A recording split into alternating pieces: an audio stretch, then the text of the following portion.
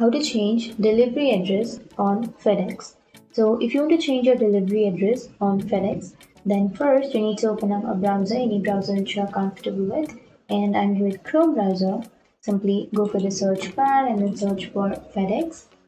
And once you've searched, now you need to simply click on the first search, which is www.fedex.com, and click on that.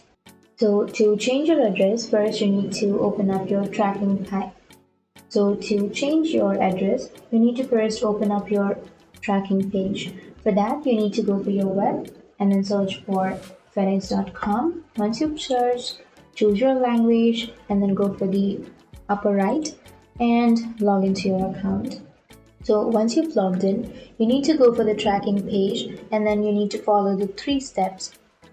First of all, you need to enter your tracking number on the reference number, and after that you need to select manage delivery from the list. And once you do that, you'll need to edit the delivery address, and that is how you can change your delivery address on FedEx. It was that easy to change. So that's it. That's how you change your delivery address on FedEx. And if you have any questions, feel free to comment below. Thanks for watching.